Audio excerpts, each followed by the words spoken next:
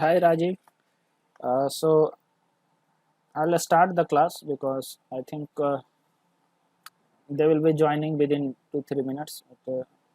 We'll start the class. Are you able to hear? Okay. Okay. Let me go to PPT.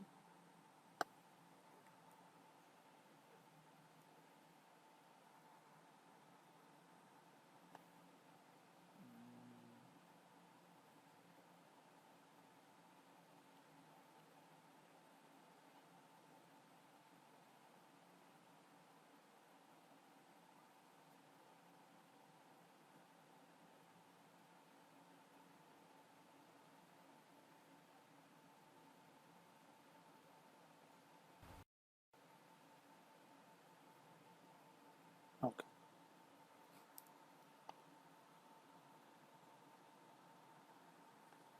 Okay. So in this class, actually, I will be talking about non-linear programming. So in last class, I was talking about network analysis. That was on Saturday. So actually on Saturday we have ME1 and ME2 combined. So I was thinking that in that class I will be continuing network analysis, and because this class ME1 are not present in this class, so for you different chapter I will be talking, that is non-linear programming. So if you see the syllabus here, this is network analysis. I'm talking Saturday at around 10:30 p.m. 10:30 a.m. So this network analysis I'm discussing there. In this class on Monday morning 10:30, I will be talking every week non-linear programming. So that's why I have started this topic. So let's already you have idea of linear programming. So from there only I will start, and then I will shift to non-linear programming. तो सबसे पहले we will start what is linear programming. What does it mean, linear programming? So linear programming means all the functions in linear programming problem will be linear function. What does it mean? All the functions of linear programming problem are linear. So see here, I'm taking an example. Like this one is an example of linear programming problem where we need to maximize z is equal to 3x1 plus 5x2. This function is to be maximized, but there is a restriction. You cannot maximize unlimitedly. आप x1 और x2 का value choose करना है आपको इस तरह से कि z मैक्सिमम हो जाए. तो अब x1 और x2 का वैल्यू आप कुछ भी नहीं डाल सकते. x1 आप इन्फिनिटी और x2 भी इन्फिनिटी अगर आप लोगे तो z will be infinite, it will be the maximum. Okay, but x1 you cannot take more than 4. It is written x1 is less than equal to 4. What does it mean? Means you cannot go beyond 4. तो आप maximum यहाँ x1 infinity नहीं डाल सकते. You have to go you are restricted to 4 only. So these are the restriction, or it is also known as constraints. It is also known as constraints.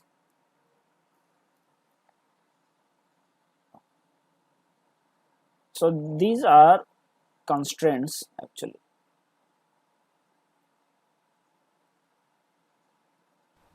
Constraint functions. Objective क्या है हमारा?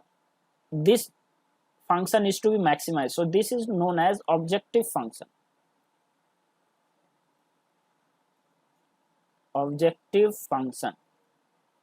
तो हमें ये value z का value जो है maximise करना है जब आप x1 और x2 का वैल्यू पुट करोगे, लेकिन x1 is it cannot be greater than 4, so this is a constraint. Similarly x2 cannot be greater than 6 because 2x2 is 12, so x2 will not be greater than 6. तो ये constraint दिया हुआ है. एक और constraint है 3x1 plus 2x2 should be less than or equal to 18. So this is another third constraint. Similarly, another one is x must be greater than or equal to 0. That means x1 can never be negative. A negative value you cannot take. Same case is with x2, you cannot take negative value of x2. So these are the restrictions. आप कहीं भी like see x1 can vary if there is no constraint. अगर आपने constraint हटा दिया है तो x1 can vary from minus infinity to infinity. Similarly x2 can vary from minus infinity to infinity. This is unconstrained. इसको बोलते हैं unconstrained. Okay, unconstrained. So if the function is unconstrained, then this is the situation. But if it is constrained, then these are the constraints, or you can say. तो हम देखते हैं question here it is given that all the functions of linear programming problems are linear. All the functions of linear programming are linear means all the functions means objective function will be linear and constraint function also will be linear. Now the point is that what is the meaning of linear function? So linear function are for polynomials with highest exponent equal to 1. So you see here x1 का exponent कितना है? This is 1. x2 का 1, nothing is written means it's a 1. Everywhere you see this is 1, this is 1, this is 1, here also it is 1. So either it is an objective function or it is constraint function. Everywhere you are finding that the exponent of x1 or x2 any variable is 1.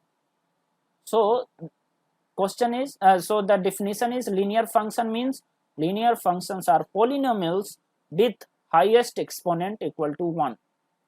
It can be less than 1 also, like this one. This can be written, you know, x1 minus 4 is less than equal to 0. So you see here here the exponent is 1. What about this one? How much is the exponent? So here it is x1 to the power 0 actually. So x1 to the power 0, any variable to the power 0 will be 1. So it is not to be written. So there is no need writing this. So either it can be 0 or 1. So this is known as linear function. So if you find that in the problem all the functions, either it is objective function or constraint function, if all the problems are linear functions, then this problem is known as linear programming problem. So this is the definition. Now come to the non-linear programming problem. So what is non-linear programming problem? Now what is non-linear function first of all? So non-linear function is like any function which is not a linear function is called as non-linear function. Very, very simple definition of non-linear function. Any function which is not linear is known as non-linear function. Okay. So अब non-linear programming problem का definition क्या कहते हैं, examples कैसे होते हैं? तो generally अभी तक आप लोगों ने पढ़ा है linear programming problems. Even the classes are taken by Subhajit sir. So in that classes you are studying linear programming problems, LPP. But here you will be studying NLPP. This is non-linear programming problem. So many problems you have find where all these equations, all these functions are linear functions. So there is no issue, that will be linear. But you will find that many situations like a lot of economic situations, planning situations are there. You will be finding that many non-linear functions you will encounter, and this is not an exception actually. ऐसा नहीं है कि कभी कभी ऐसा होता है, it's not like that. ये आपको बहुत जगह पे मिलेगा, non linearity in the function और ऐसा इक्वेशंस में ये आपको हमेशा मिलेगा। तो ये एक एक्सेप्शन नहीं है, ये बहुत जगह पे आपको आसानी से देखने को, मैं एग्जांपल दूंगा आगे, तब आपको समझ में आएगा कि नॉन लिनियरिटी होल्ड्स एवरीवेयर।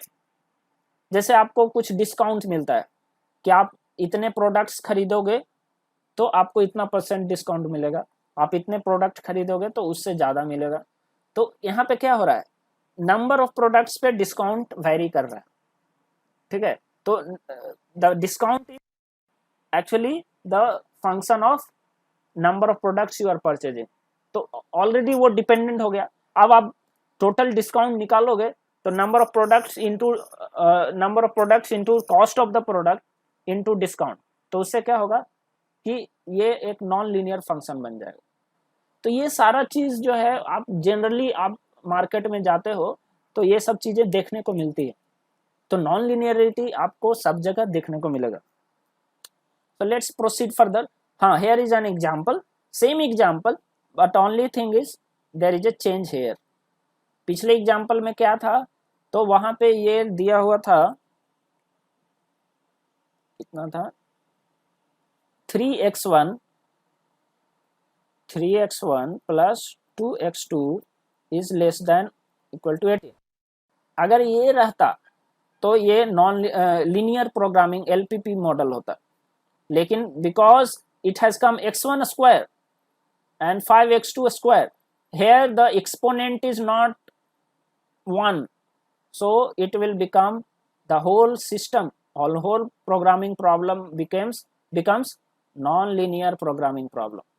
तो इस तरह के प्रॉब्लम्स को कैसे सॉल्व करना है उसके बारे में हम लोग आज डिस्कशन करेंगे। Okay, so see the syllabus, come to the syllabus of this. This is your syllabus. Here in the non-linear programming problem is 7th one. So what are the topics which are to be studied in this non-linear NLPP problems? हम लोग देखते हैं। First topic is graphical illustration of a non-linear programming problem। मतलब आप graph के method से कोई non linear programming problem को सॉल्व कर सकते हैं या नहीं कर सकते हैं, आप इसके बारे में डिस्कशन करें। तो this is the first topic. उसके बाद हमें अनकंस्ट्रेंड ऑप्टिमाइजेशन है, कंस्ट्रेंट, इसके बारे में हम लोग बाद में डिस्कशन करेंगे। तो सबसे पहला हम टॉपिक उठाते हैं graphical illustration of a non linear programming problem. So let's move further. Okay, तो अब ये ग्राफ के मेथड से कोई इक्वेशन, कोई प्रॉब्लम को सॉल्व करने के लिए आपने ऑलरेडी सीखा है लीनियर प्रोग्रामिंग प्रॉब्लम में, तो आप किस तरह के प्रॉब्लम को सॉल्व कर पाते हैं ग्राफ के मेथड से। सो यहाँ पे लिखा हुआ है कि जब 1 और 2 हो तभी आप उसको ग्राफ के मेथड से सॉल्व कर सकते हैं। अगर जैसे ही वेरिएबल का संख्या बढ़ गया 2 से, if it has become 3 variables, you cannot solve that problem with graph। why? because हमारे पास जो भी ग्राफ अवेलेबल हैं वो क्या है, 2D ग्राफ्स होते हैं। we have 2D graphs। okay, one is here you write x1, here you write x2 और x by something, आपने स्टडी किया होगा। लेकिन अगर आपका इक्वेशन ऐसा है x1 स्क्वायर और just naught square, just remove this x1 plus x2 plus 3x is equal to 5। दूसरा इक्वेशन है x2 plus 2x3 is equal to 6, है ना। इसको भी हटा दो आप। and third one is x3 is equal to okay, x3 is equal to 2। अब ये एक इक्वेशन है, सॉरी ये सिस्टम ऑफ लीनियर इक्वेशंस है। यहाँ पे लीनियर इक्वेशंस है, फंक्शन नहीं है। फंक्शन होता तो ये इक्वल टू साइन नहीं होता। लेकिन ये क्या है, इक्वेशंस है। So this is A system of linear equations. अब आप इसको सॉल्व करो।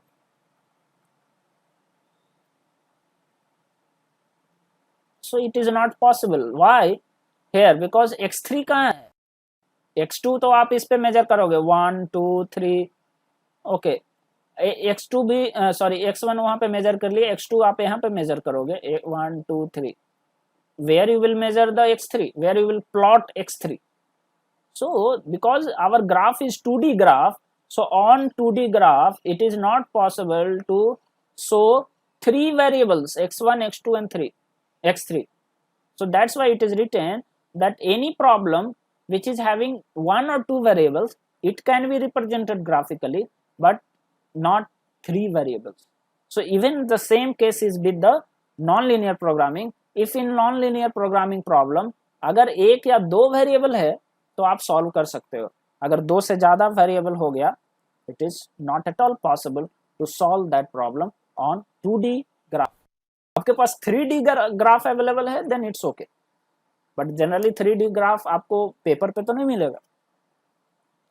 So what I will do, I will take an example of two variables and then we will first solve, then we will go further.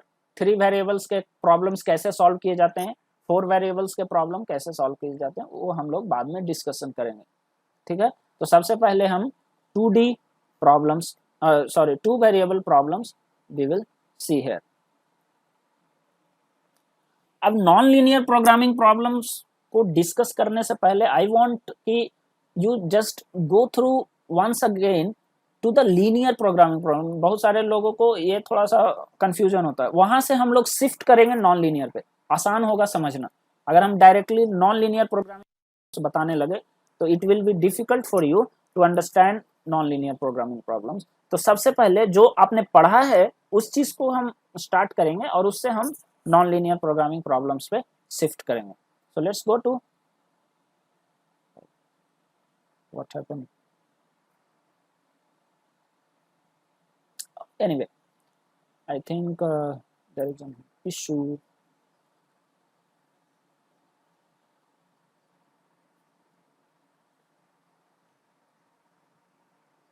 insert one slide.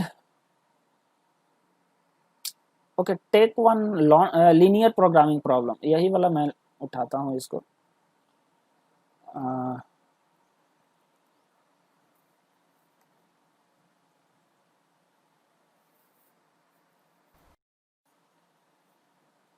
इस problem को यहाँ पे paste कर दे रहा हूँ.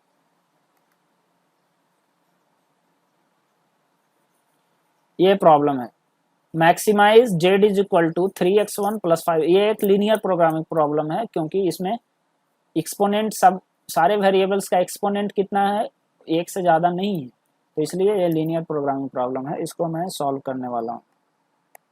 Just put it here. I want one graph. Let me check if I have some graph or not.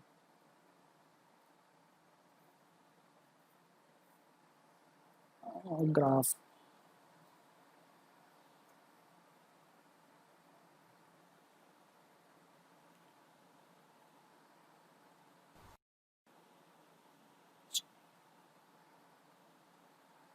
Can we get one graph? Yeah, this one will work. So take this one.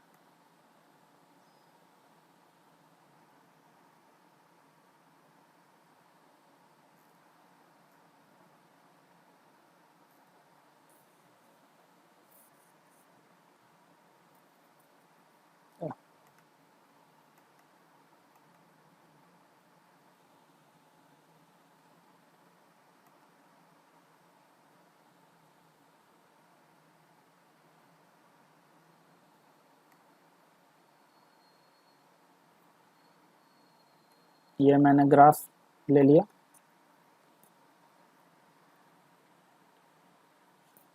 Good morning तुम. ठीक है, तो हम लोग linear programming problems solve कर रहे हैं. तो I have got a graph.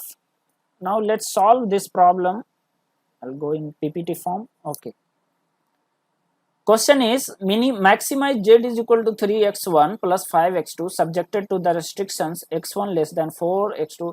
ये सारा प्रॉब्लम है. तो अब क्या करेंगे, सबसे पहले हम रीजन निकालेंगे. पहला तो कि क्योंकि दो वेरिएबल है x1 और x2, तो उसके लिए क्या चाहिए, मुझे दो एक्सिस चाहिए. अगर x3 भी होता तो कितने एक्सिस चाहिए होता, मुझे 3 एक्सिस चाहिए होता. लेकिन क्योंकि ये 2D प्लेन है, 2D ग्राफ है, इसलिए मैक्सिमम हम दो वेरिएबल्स का ही प्रॉब्लम सॉल्व कर सकते हैं. तो इसलिए यहाँ पे x3 है नहीं. So just remove this.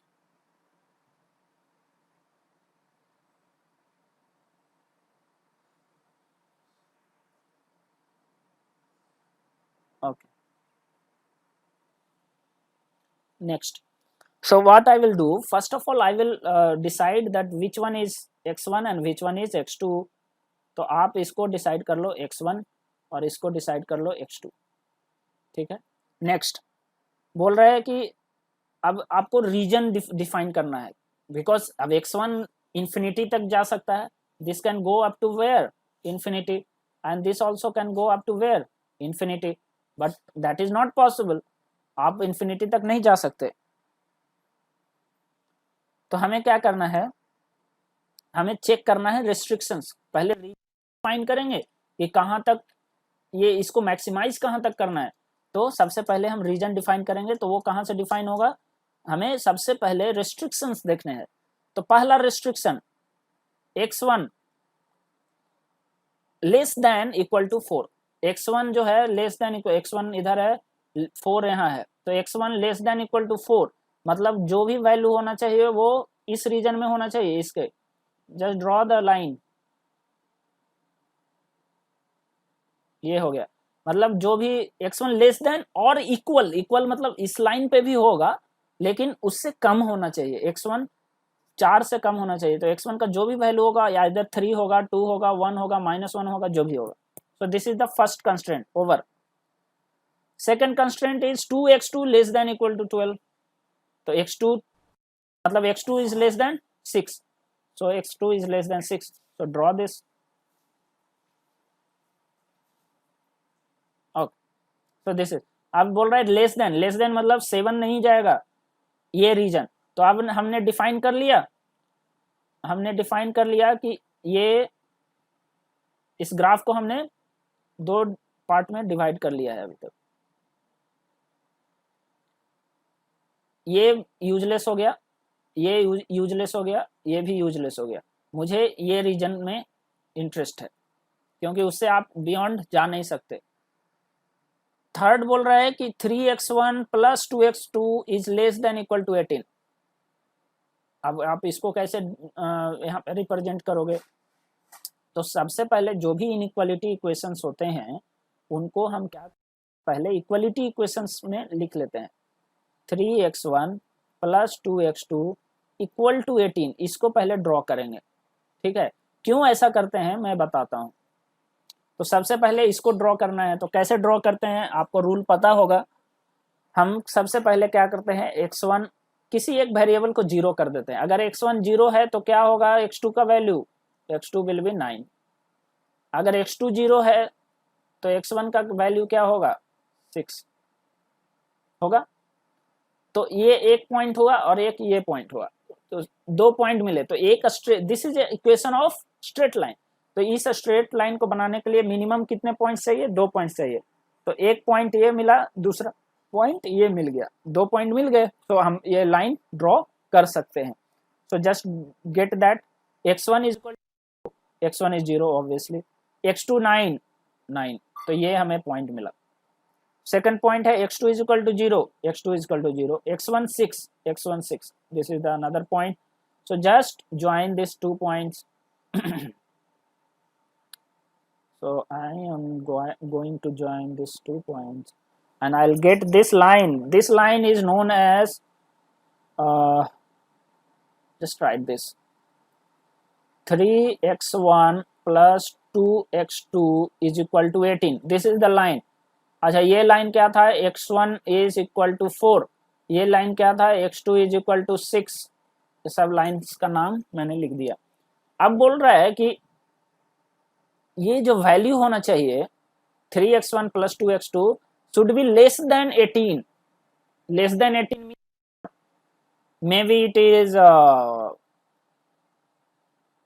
6। अगर ये 6 होता तो क्या होता, कहाँ पे लाइन ये बनता? तो आप देखो, अगर ये 6 होता तो x1 अगर आप 0 रखते हैं तो x2 कितना आएगा? 3 आएगा। अगर ये 6 होगा तो x2 अगर आप 0 रखते हो तो x1 कितना आएगा? 2 आएगा। तो आप पॉइंट देखो कहाँ कहाँ है।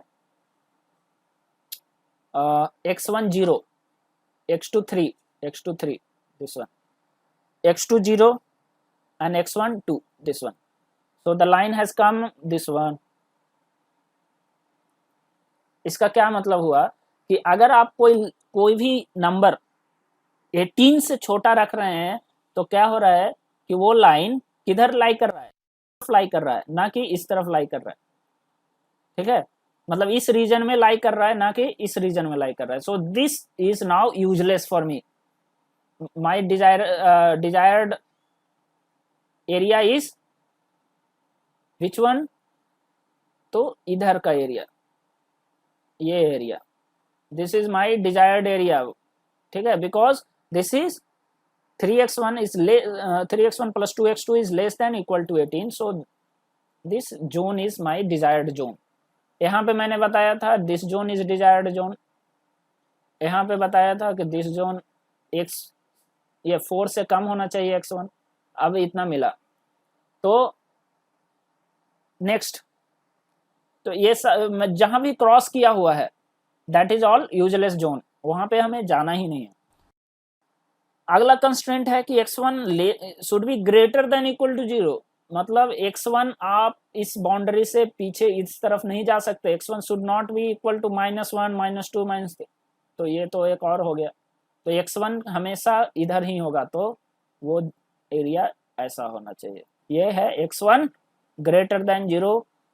सिमिलरली x2 ग्रेटर देन 0, सो आप x2 को नीचे नहीं ले जा सकते, x2 will always be above. अब आप देखिए, आप मतलब आप इस तरफ नहीं जा सकते तो ये गया काम से, आप इसके नीचे नहीं जा सकते तो ये भी गया, ये भी गया। तो मतलब कौन सा, देखो सब जगह क्रॉस लगा हुआ है। Only area which is left is this one. अब आप इसको थोड़ा सा शेडिंग कर ले तो आसान होगा समझने में। लेट्स गो टू शेडिंग,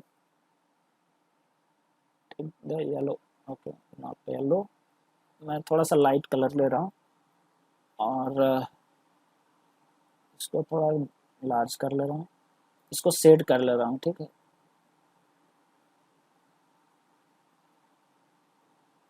जो मेरा डिजायर्ड एरिया है उसको मैं शेड कर ले रहा हूँ।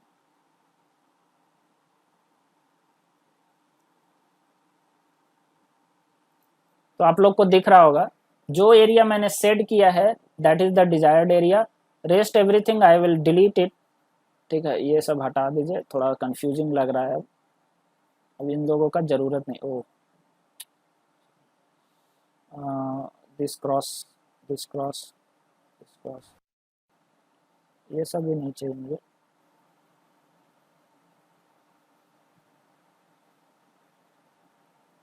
Just remove these all lines. This is of no use.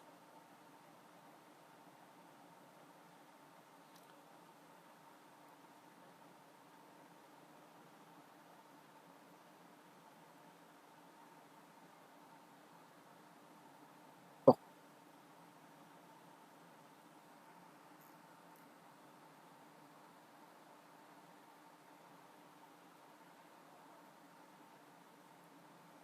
So this is the area.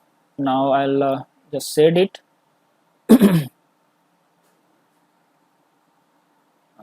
Color choice, this one.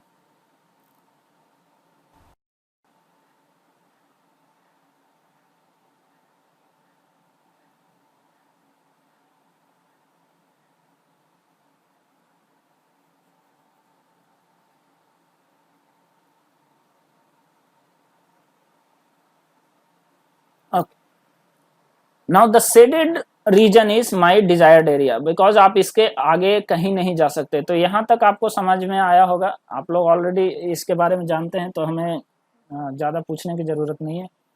अब हम क्या करेंगे, ये तो रीजन निकल गया कि इसी रीजन में आपको चेक करना है कि इसका मैक्सिमम वैल्यू क्या होगा।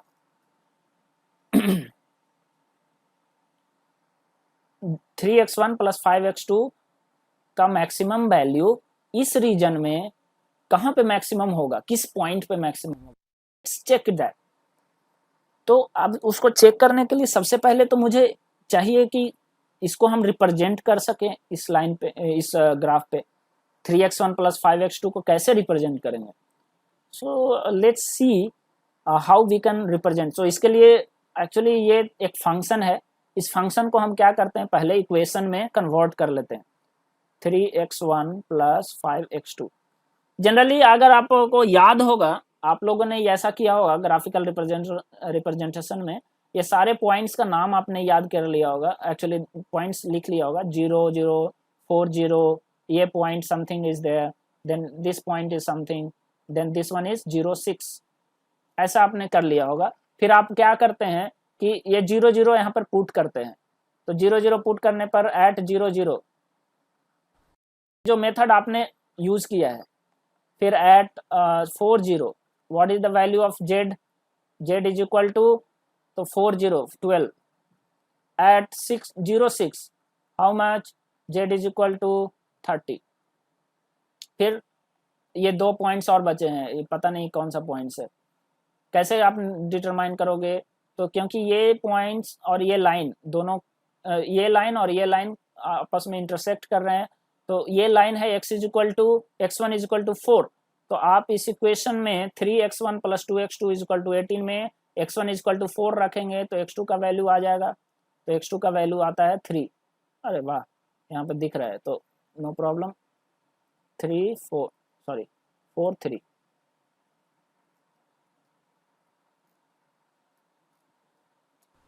Four 3, what is this point, so it's clear from here graph, it's 2 6, so ये पॉइंट्स भी मिल गए। तो आप चेक करो एट 2 6 जेड का वैल्यू क्या हो जाएगा, 6 plus 30 36, at 4 3 next point, z is equal to how much, 12 प्लस 15 27। सो ये सारे कॉर्नर पॉइंट्स पे हम लोगों ने चेक कर लिया, तो सारे कॉर्नर पॉइंट्स पे आपने जेड का वैल्यू चेक किया, हमें चाहिए मैक्सिमम वैल्यू, तो हम देखेंगे कि at 2 6 this point we are getting the maximum z value, तो यहाँ से आंसर आप निकालते थे। तो ये आपको ग्राफिकल मेथड पता है, लेकिन this is not the graphical method, जो हम मेथड यूज करते थे, this is not the graphical method, it's not, you cannot say it is graphical, why, because you are just doing hit and trial। आप क्या कर रहे हो, जितने भी पॉइंट्स हैं उन पे आप चेक कर रहे हो एक एक करके, यहाँ पे होगा कि नहीं मैक्सिमम, यहाँ पे होगा कि नहीं मैक्सिमम, यहाँ पे होगा कि नहीं मैक्सिमम, ऐसा आप कर रहे हो। मतलब अगर ये 6 पॉइंट है तब तो ठीक है, ओ सॉरी 5 पॉइंट्स है तब ठीक है, अगर ये पॉइंट्स 100 होता, 100 पॉइंट्स, 100 कॉर्नर पॉइंट्स, तो क्या आप 100 कॉर्नर पॉइंट्स पे चेक करते, is it possible manually, so it's not possible, so this is not a graphical method। ये जो मेथड हम लोग यूज करते थे, this is not at all a graphical method। तो ग्राफिकल मेथड है क्या, तो हम आपको यहाँ पे बताएंगे कि how the graphical real graphical method is। so just remove this all, then we will go and see how the real graphical method works। See, actually I'm covering the basics of this so that easily you can understand non-linear programming problems। अगर ये चीज़ें नहीं आपको समझ में आई हैं तो थोड़ा सा मुश्किल हो जाएगा, ठीक है, समझना आगे, तो इसलिए मैं इसको कवर कर रहा हूँ। तो हम क्या करेंगे, सबसे पहले 3x1 प्लस 5x2 इसको तो रिप्रेजेंट करना होगा यहाँ पे ग्राफ पे, क्योंकि ग्राफिकल मेथड मतलब ग्राफ पे ही आपको सॉल्व करना है। तो इसको आप कैसे रिप्रेजेंट करेंगे, तो हम क्या करते हैं, कोई भी आर्बिट्ररी वैल्यू ले लेते हैं, actually is equal to z, तो जेड का कोई भी वैल्यू ले लेते हैं, यहाँ पे लिखा हुआ है ना maximise Z is equal to, तो जेड कुछ भी ले लेते हैं, लेट सपोज ले लेते हैं आप ऐसा कुछ लो कि है ना फ्रैक्शन ना है, तो 5 इंटू 13 15 ले लो। 15 लोगे तो क्या होगा, एक्स आप ना इजिली इसको रिप्रेजेंट कर पाओगे ग्राफ पे। तो अगर आपने z इजिकल टू 15 लिया है और x1 अगर आपने 0 लिया है तो x2 का वैल्यू कितना आएगा 3। अगर x2 अगर आपने 0 लिया है तो x1 का वैल्यू कितना आएगा 5 आएगा। तो ये 2 पॉइंट्स मिले। तो अब इस लाइन को पहले हम यहाँ पे डिनोट करते हैं, कहाँ पे ये दिखता है। So let's go to find the equations points x1 0 x2 3 x1 0 x2 3 this is the point, x2 0 x1 5 x2 0 x1 5 this is the point। हमें 2 पॉइंट्स मिल गए, ड्रॉ द लाइन।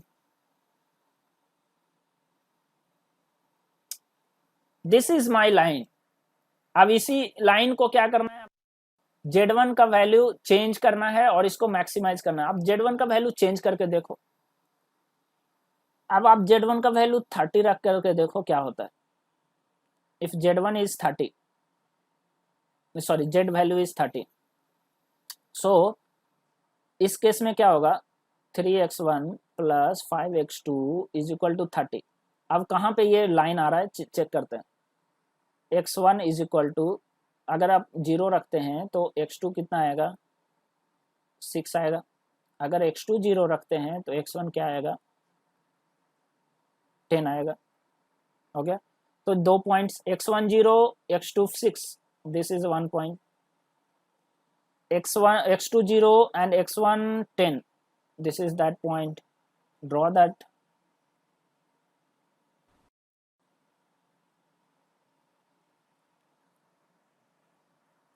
अब यहाँ से क्या कुछ पता चल रहा है आपको, यहाँ से देखने से ये मतलब इस दो ग्राफ, दो लाइन जो मैंने ड्रॉ किया, this line is x3x1 plus 5x2, इसको जस्ट लिख दो, थोड़ा सा इसका फॉन्ट चेंज कर देते हैं। This line is 3x1 plus 5x2 is equal to 15 and this line is 3x1 plus 5x2 is equal to 30।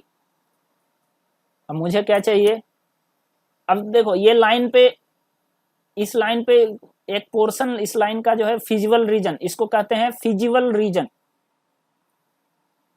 This region is known as feasible region, मतलब कि इसी ये रीजन में अगर लाइन रहता है तो आप उसके वैल्यू को ले सकते हैं, मतलब that point can be considered. ये पॉइंट नहीं कंसिडर किया जाएगा, ये पॉइंट नहीं कंसिडर किया जाएगा। जो भी पॉइंट इस रीजन में लाई करेगा इस लाइन पे, वही पॉइंट आपको चेक करने हैं and find out the maximum value. तो आप देखो इस लाइन पे कहीं भी आप जाओगे, किसी भी पॉइंट पे जाओगे तो z का वैल्यू हमेशा 30 ही होगा। लेकिन क्या ये 30 वैल्यू मैक्सिमम है? आप चेक करो, जब ये 15 था तो ये नीचे था, अब ये 30 हो गया तो क्या हो गया, ये यहाँ से शिफ्ट हो गया। अगर आप 31 लोगे तो क्या होगा, थोड़ा सा आगे शिफ्ट होगा। 32 लोगे तो क्या होगा, थोड़ा सा और आगे शिफ्ट होगा। 35 लोगे तो क्या होगा, और थोड़ा सा आगे शिफ्ट होगा। तो किस जगह पे ये लाइन जो है ऐसे पॉइंट पे पहुंच जाएगा, इस ऐसे पॉइंट से पास करेगा कि उसके बाद जैसे ही थोड़ा सा आगे बढ़े तो वो इस रीजन से बाहर हो जाएगा। वो कैसे चेक करेंगे? So let's go to some other place.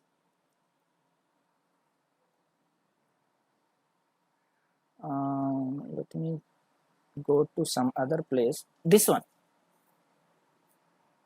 Control Z।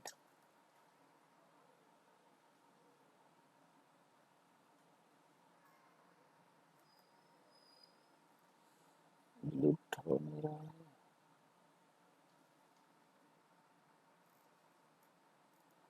ओह हाँ, मैंने ये ग्राफ दिखा रहा हूं मैं यहाँ पे। इस ग्राफ में आप देखो सेम ग्राफ बनाया हुआ है। यहाँ पे आसान होगा ग्राफिकल मेथड से कैसे सॉल्व करते हैं उसको बताना। तो हमने देखा था पिछले इक्वेशन, पिछले स्लाइड में कि ये पॉइंट था, इसको, इस पॉइंट का नाम है 06, ये 26, ये पॉइंट था 4 3 और ये पॉइंट है 4 0 और ये 0 0। This is the feasible region हमने बनाया। ये जो इक्वेशन, ये जो लाइन था वही है 3x1 + 5x2 जो हमारा, और ये 15, दिस इज एक्चुअली 15, ये लाइन है। 30 कहीं यहाँ पे आ रहा था, ठीक है। तो हम क्या करेंगे, अब हम क्या करेंगे कि कैसे ग्राफिकल मेथड से सॉल्व करते हैं उसको देखेंगे। सो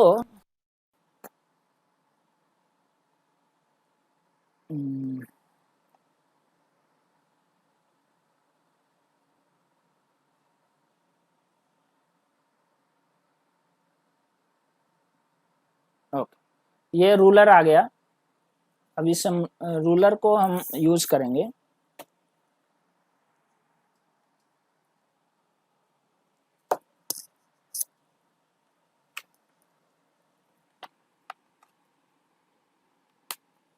इस रूलर का हम यूज करेंगे ड्रॉ करने के लिए लाइंस, ठीक है। तो सबसे पहले हम क्या करेंगे, जो हमारा ऑब्जेक्टिव फंक्शन है उसके लाइन, उसके अकॉर्डिंग अलाइन कर देते हैं। आप लोग ड्राफ्टर का यूज किए हैं फर्स्ट ईयर में, सो सेम मिनी ड्राफ्टर जो है, तो आप समझ लीजिए कि ये मिनी ड्राफ्टर है। अब आपको ग्राफ दिया हुआ है, अब यहाँ से आपको ग्राफिकल मेथड से कोई कैलकुलेशन नहीं करना है, आपको ग्राफिकल मेथड से फाइंड आउट करना है कि इस इक्वेशन 3x1 + 5x2 का मैक्सिमम वैल्यू कहाँ पे होगा। तो हम क्या करते हैं, ड्राफ्टर से इसको सेट कर लिया। अब इसको ये करेंगे, प्रोसीड करेंगे। अब देखो ये लाइन का कुछ पोर्शन जो है इस रीजन में आ रहा है, हमें ऐसा पॉइंट ढूंढना है कि उसके बाद जैसे ही ये लाइन क्रॉस करेगा तो किसी भी यू कैन से वो इस रीजन में लाई नहीं करेगा। तो लेट्स प्रोसीड। आप यहाँ पे आओ, देखो अब ये लाइन जो है 4 3 पे पहुंच चुका है, लेकिन देखो आप अभी भी इससे आगे भी जाओगे तो अभी भी फिजिबल रीजन में है। Let's go further. आप देखो यहाँ 6 पे भी पहुंचा है, लेकिन उससे आगे भी कुछ फिजिबल रीजन बचा हुआ है, इसलिए आप आगे भी बढ़ सकते हो। आगे बढ़ते जाइए, आगे बढ़ते जाइए। अब ये पहुंच गया 2 6 पे। 2 6 के बाद आगे ये जाएगा तो क्या होगा, जैसे ही ये आगे बढ़ेगा, अब ये जो लाइन है, just draw the line here, just take this blue color.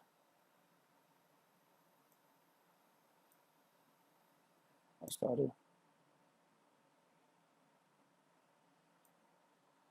am I able to draw this?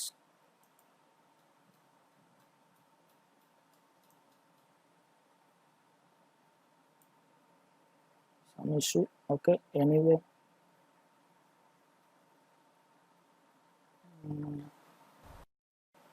let me quit this one. Now we can draw this.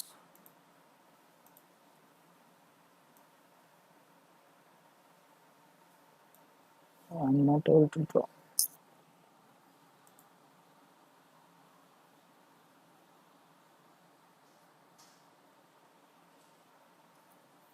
Anyway, I think it is not possible here.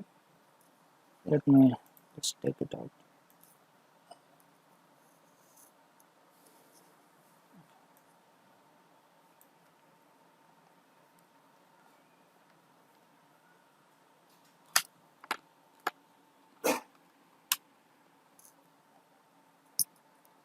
Okay, take this one and draw the straight line directly. Red color. So this is the same line. You see, आप जो ये देख रहे थे, अब मैं scale का अब जरूरत नहीं है मुझे, तो just I will remove that. Okay, so here you can see now that this line and this line, actually this line is how much, 3x1 plus 5x2 is equal to 15, but this was not the optimum value. Optimum value we are getting at this point, that is 2 6. आप इस point पे optimum value आपको मिल रहा है। तो अब हम क्या करेंगे, इसमें x1 और x2 में ये वैल्यू पुट करेंगे तो मुझे z का मैक्सिमम वैल्यू मिलने वाला है। तो आप पुट करो 3 6 प्लस दैट इज 36, तो यहाँ से हमें मिल रहा है। तो ये ग्राफिकल मेथड है। ग्राफिकल मेथड बहुत आसान होता है जब आप ड्राफ्टर का यूज करते हो, मिनी ड्राफ्टर जब आप यूज करते हो तो ये बहुत आसान हो जाता है ग्राफिकल मेथड। अभी थोड़ा सा actually this is digital platform, it is very difficult to draw that, but anyhow I tried to make it little bit realistic anyway। तो हमने क्या करा, इस लाइन को क्या किया, मैंने ट्रांसलेट किया पैरेलली, ठीक है, शिफ्ट किया। तो शिफ्ट करके ये पता चल रहा है कि आप इस पॉइंट से आप जब क्रॉस करोगे that is the peak point, इससे आगे आप नहीं बढ़ सकते, ठीक है।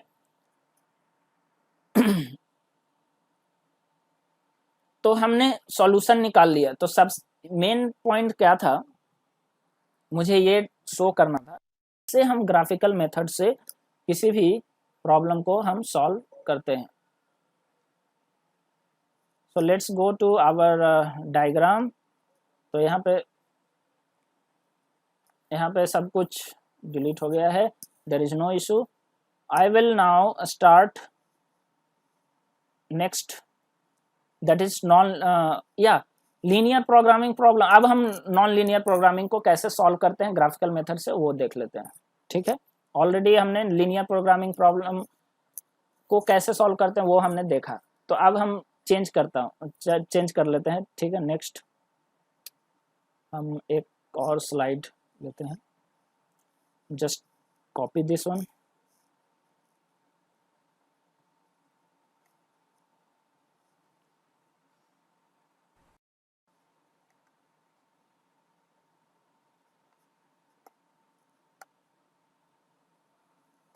और एक प्रॉब्लम लेते हैं। तो हम सेम एग्जांपल लेंगे जो हमने अभी एग्जांपल एक दिया था फर्स्ट स्लाइड में, वही एग्जांपल मैं लेने वाला हूँ।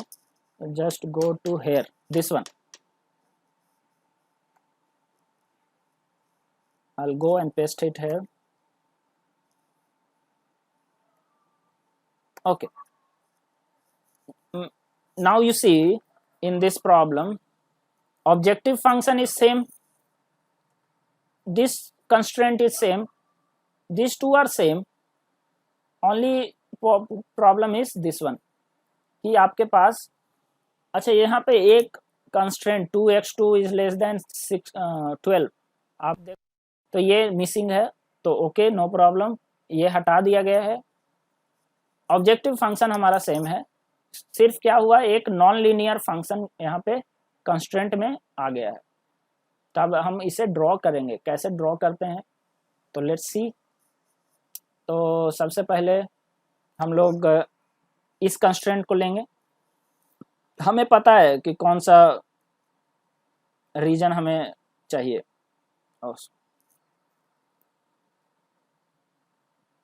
This is my desired region, हम नीचे नहीं जाएंगे, this is not my desired region and this one is also not desired region, only first quadrant is desired because x1 is greater than 0 and x2 is greater than 0। So done, तो ये तो complete हो गया। अब ये है 9x1 square plus 5x2 is less then 216। क्या ये स्ट्रेट लाइन है? ये स्ट्रेट लाइन नहीं है। ये किस चीज का इक्वेशन है? तो ये एक इलिप्स का इक्वेशन है।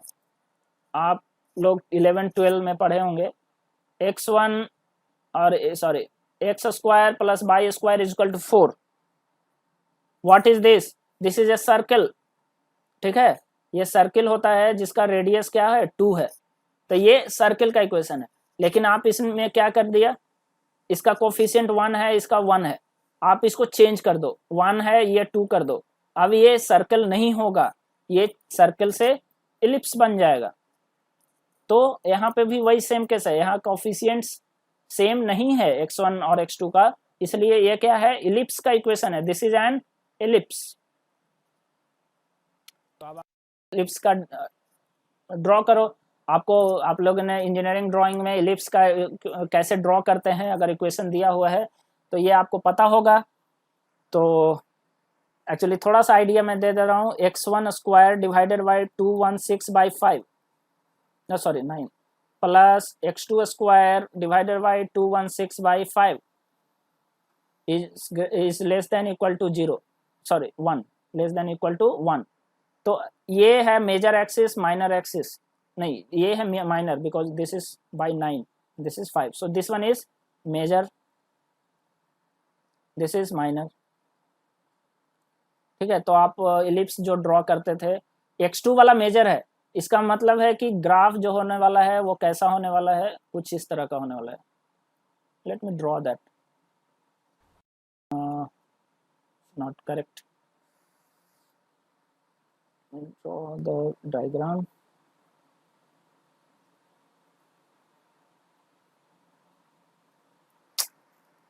Okay, anyway,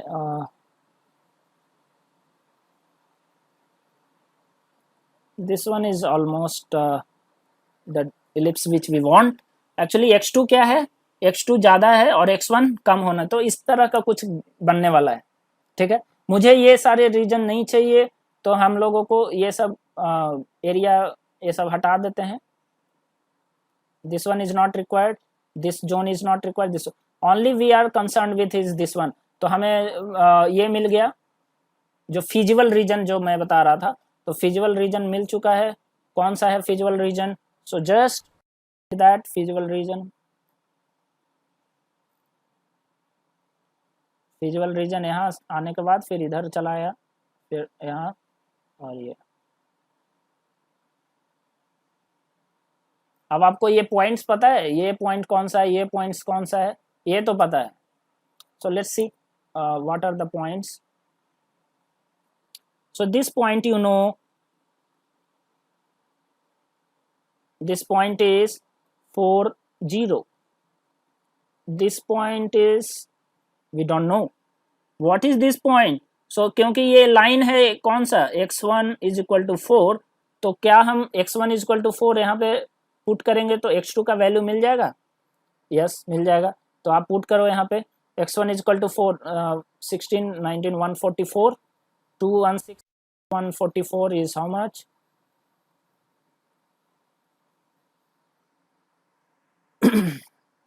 72 by 5 x1 x2 calculator use करना होगा.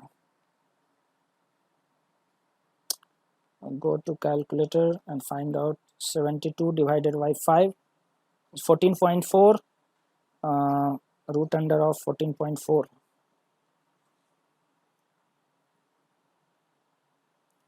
3.79 means 3.8. so this point is actually 3.8, x2 का वैल्यू आ गया 3.8. so put it here, this point is 3.8 comma 3.8, this is the point. what is this point? so this point is actually here x1 is 0, so put x1 0, x2 we will get x2 is equal to root under of 216 by 5. so root under 216 by 5 how much?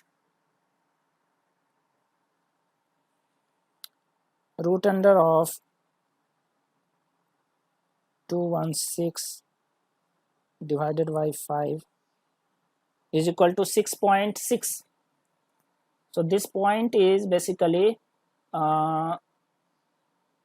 0, 6.6, ये मुझे मिल गया.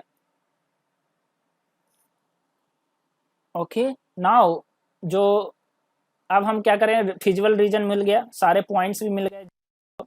अब हम क्या करेंगे, ये वाला line draw करेंगे 3x1 प्लस 5x2, जैसा हम लोगों ने लीनियर प्रोग्रामिंग प्रॉब्लम में किया था. सेम मेथड हम यहाँ पे भी करेंगे, 3x1 प्लस 5x2 को ड्रॉ करेंगे. तो उसके लिए मुझे एक आर्बिट्ररी वैल्यू लेना पड़ेगा. 3x1 plus 5x2 is equal to 15. Take that and draw that. so as soon as you will put x1 is equal to 0, x2 will come 3, so x2 will come 3, this is the point, and if x2 is 0, x1 will come 5, so this is the point. so draw the line, this is the line. now what I will do, I will translate this line in this direction. So this will be the direction of, अगर आपको maximum चाहिए तो obviously आपको इस direction में इस line calculate करना पड़ेगा। तो ऐसा एक पॉइंट आएगा जब ये लाइन जो है वो क्या होगा, ये जस्ट इसको टच करके निकल रहा होगा, सॉरी पैरेलल बन नहीं रहा है बट एनीवे, एक इस कर्व को जस्ट टच करता हुआ निकलेगा, क्योंकि यहाँ पे तो मैक्सिमम नहीं आने वाला है। अगर यहाँ पे मैक्सिमम होता, कैसे क्यों नहीं होगा, बिकॉज इसके बाद भी फिजिबल रीजन बचा हुआ है, इसलिए इसको और आगे आपको ले जाना होगा।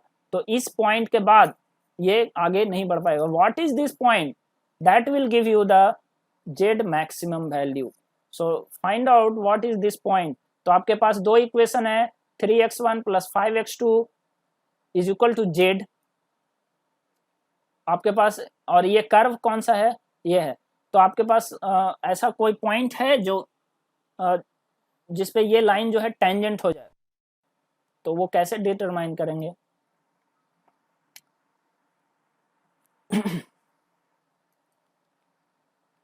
सो ये पॉइंट, अभी समय कम है मैं ये कर दे रहा हूँ। एक्चुअली ये पॉइंट जो है मैं बाद में बताऊंगा कि कैसे हम डिटरमाइन करते हैं। ये पॉइंट 2 6 सेम पॉइंट है जो हम लोगों ने प्रीवियस एग्जाम्पल में ये बनाया था। तो ये सेम पॉइंट आपको मिल गया 2 6, और वैल्यू कितना आएगा जेड का, Z will be 36 if you put it है। तो एक्चुअली ये एग्जाम्पल इसीलिए लिया गया था 9x1 plus square plus 5x2, because answer same ही आने वाला है। लेकिन आप एक बात ध्यान दो, प्रीवियस एग्जाम्पल में लीनियर जो था, लीनियर प्रॉब्लम वाले प्रॉब्लम उसमें क्या था, ये एक कॉर्नर पॉइंट था, एक कॉर्नर पॉइंट, दो कॉर्नर पॉइंट, 3 एंड 4, लेकिन ये यहाँ पे कॉर्नर पॉइंट नहीं है। तो जनरली लीनियर प्रोग्रामिंग प्रॉब्लम में हमें जो सॉल्यूशन मिलता है वो कॉर्नर पॉइंट्स पे मिलता है, लेकिन नॉन लीनियर प्रॉब्लम में ये हो सकता है कि आपको जो सॉल्यूशन मिले हाईएस्ट वो कॉर्नर पॉइंट ना हो। तो इसलिए आपको सारे पॉइंट्स पे चेक करना होगा, और इसमें ग्राफिकल मेथड बहुत हेल्प करता है। आप अगर इस लाइन को, ये जो लाइन है इसको अगर आपने टेंजेंट कहाँ पे इसको टेंजेंट कर रहा है, ये अगर आप डिटरमाइन करें, वो x1 और x2 का वैल्यू डिटरमाइन कर लें, ये हम लोगों ने 11-12 में सीखा है, इसलिए मैं अभी तो नहीं बताऊंगा, अगले क्लास में बताऊंगा। तो हम उसको डिटरमाइन करके वो पॉइंट निकाल सकते हैं। That is actually in the graph you can determine, because you see here this is basically the tangent at 6। जब आपके पास ग्राफिकल मेथड आप बना ही रहे हो तो यहाँ कोई कैलकुलेशन करने का जरूरत नहीं है। आपने इलिप्स सही से बनाया है, इलिप्स सही से बनाया है, इस लाइन को सही से ट्रांसलेट किया है, तो ये एग्जैक्टली जा करके आपको 2-6 पॉइंट पे ही कट करेगा, टेंजेंट होगा। और जैसे ही आपको वो पॉइंट मिला, ग्राफिकल मेथड से आपने निकाल लिया 2-6। तो graphical method is much easier. यहाँ पे आपको कैलकुलेशन करने का कोई ज़रूरत नहीं होता है। आप जितना भी ग्राफ जो भी आप इंजीनियरिंग ड्राइंग में पढ़े हैं उसी मेथड से आप इस क्वेश्चन को सॉल्व कर सकते हैं। तो आज हमने डिस्कस करा है ग्राफिकल मेथड से कैसे नॉन लीनियर प्रॉब्लम्स को सॉल्व करते हैं। ये सिर्फ 1 या फिर 2 वेरिएबल के लिए ही पॉसिबल है। अगर 2 से ज़्यादा वेरिएबल होगा ये ग्राफिकल मेथड नहीं यूज होगा, और उसके लिए हमें दूसरे एल्गोरिदम्स पे जाना होगा। तो आज मैं यहीं पर स्टॉप कर रहा हूँ। मैं एक क्वेश्चन दूंगा जो कि क्विज में आप उसको ट्राई करिए ग्राफिकल मेथड से सॉल्व करने का, ठीक है। वो नॉन लीनियर प्रॉब्लम होगा, उसको सॉल्व करने का कोशिश कीजिए और असाइनमेंट सबमिट करिएगा। So I will stop here. Any question if you have, you can ask.